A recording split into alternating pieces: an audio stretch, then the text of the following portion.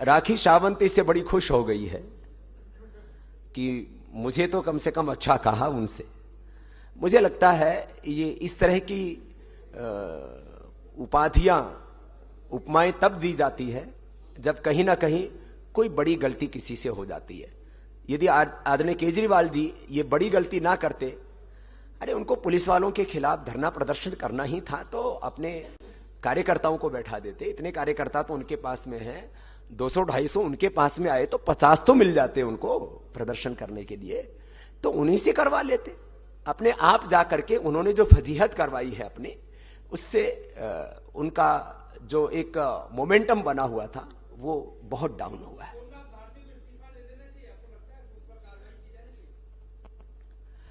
मुझे अभी तक ये समझ में नहीं आया, आदरणीय केजरीवाल जी 14 नवंबर 2010 को जब पहली बार हमारे साथ में सार्वजनिक तौर पर इस भ्रष्टाचार के खिलाफ लड़ाई लड़ने के लिए मंच पर आए थे हम, और उन्होंने ऐलान किया था कि हम भ्रष्टाचार के खिलाफ जंग लड़ेंगे, तो वो शीला दीक्षित के खिलाफ 300 पेज से ज्यादा की रिपोर्ट लेकर के आए थे। अब वो प्रूफ मांग रहे हैं। जब कांग्रेस के मंत्रियों पर भ्रष्टाचार के आरोप लगते हैं तो कहते हैं उनका तुरंत उनको इस्तीफा देना चाहिए। इनके कितने स्टिंग ऑपरेशन हुए, अभी जो भी मामला हुआ युगांडा की महिलाओं को लेकर के, तो अपने खिलाफ जब भी कोई बात आती है तो कहते हैं हम जांच करेंगे, और जांच खुद ही कर लेते हैं और सर्टिफिकेट दे देते हैं। तो दूसरों के खिलाफ ये भ्रष्टाचार का जब भी कोई मामला आता है तो तुरंत कार्रवाई की मांग करते हैं, और अपने खिलाफ जब मामला आता है तो खुद ही जज बन करके और निर्णय दे देते हैं कि नहीं ये निर्दोष है। मुझे लगता है इससे इनकी विश्वसनीयता कम होगी। एक दो लोगों की इनको बलि भी देनी पड़े तो साहस दिखाना चाहिए, और राजनीतिक पार्टियों के बीच में एक अपनी अलग पहचान बनानी चाहिए कि जब तक यह आरोप जो है वो झूठे साबित नहीं हो जाते हम अपने पद से इस्तीफा देते हैं। तो नई पहल करने के लिए थोड़ा साहस दिखाना चाहिए, जिसकी कमी दिख रही है। बल्कि जब भी कोई आरोप लगा है स्टिंग ऑपरेशन से लेकर के और अभी इनके कानून मंत्री के ऊपर गैर कानूनी काम करने तक का, तो उसमें ये क्लीन चिट ऊपर से और दे देते, इससे भी इनकी छवि धूमिल हो रही है। दरअसल कांग्रेस कंफ्यूज्ड है, वो कभी आम आदमी को फॉलो करती है और होड़ इस बात की लगी हुई है कि आम आदमी पार्टी नहीं, कांग्रेस आम आदमी की पार्टी है, और वो केजरीवाल जी के एजेंडे को फॉलो करते हैं, दरबार लगाते हैं अपने मैनिफेस्टो बनाने के लिए। और अब क्योंकि नरेंद्र मोदी तो एक बड़े आइकॉन बनकर के उभरे हैं राजनीति में, तो उनका अनुसरण करना तो लाजमी उनके लिए जरूरी है ही। वैसे जिस तरह से लोकप्रियता बढ़ी है, अब कहां करीब 50% लोग प्रधानमंत्री के रूप में नरेंद्र मोदी को देखना चाहते हैं, और राहुल बाबा तो उसमें 10 का आंकड़ा भी पार नहीं कर पाते हैं। तो मुझे ऐसा लगता है कि उनको अकेला इसलिए प्रोजेक्ट किया जा रहा है, हो सकता है कुछ दिनों में राहुल गांधी कांग्रेस में अकेले ही रह जाए, सारी कांग्रेस पार्टी टूट करके बिखर जाए, इसलिए उनको अकेले ही दिखा रहे हैं कि अब इनके साथ कोई नहीं रहेगा। कुछ इनके इर्द गिर्द थोड़े से लोग बने रहेंगे, बाकी जो ताकतवर लोग हैं वो कांग्रेस के डूबते हुए जहाज से छलक करके कहीं तैर करके जो राजनीति में जिनका सिक्का चल रहा है उनके जहाज में सवार ना हो जाएं।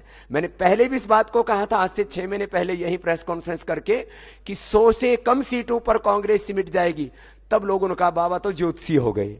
अब वो मेरी बात आप लोगों को सच दिख रही है। अब मैं और कह रहा हूं, इस बार के चुनाव में राहुल गांधी और सोनिया गांधी दोनों हारने वाले हैं, और जिस पार्टी का शीर्ष नेतृत्व हारने वाला होता है उस पार्टी के साथ कोई खड़ा नहीं होता है।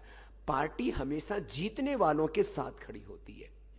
तो जिस पार्टी का नेतृत्व पार्टी को जीत नहीं दिला सकता, वो पार्टी एक दिन टूटेगी। और 2014 के चुनाव के बाद कांग्रेस निश्चित रूप से खंडित होगी।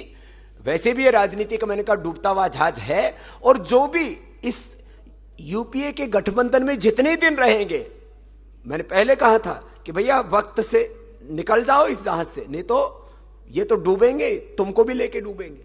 इसलिए शरद पवार जी को जो नुकसान हो रहा है उनको संभल जाना चाहिए।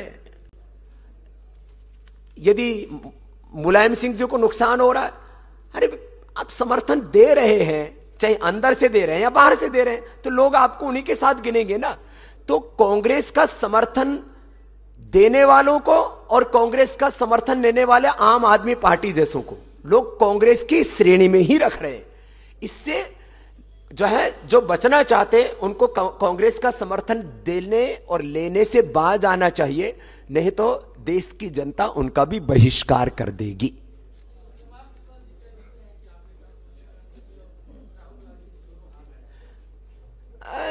देखो, उनको हराएगा कौन ये तो वक्त बताएगा। राजनीति में आक्रामक भाषा कई बार जरूर होती है, लेकिन उस आक्रामकता में भी फूहड़ता नहीं होनी चाहिए।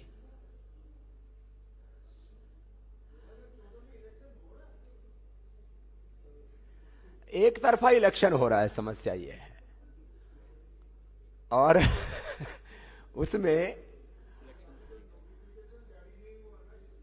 नहीं, वो तो संवैधानिक अनिवार्यता है। और अभी हम पूरे देश भर में 23 मार्च के योग महोत्सव के लिए, जिसमें करीब 10 करोड़ से ज्यादा लोग एक साथ योग करेंगे।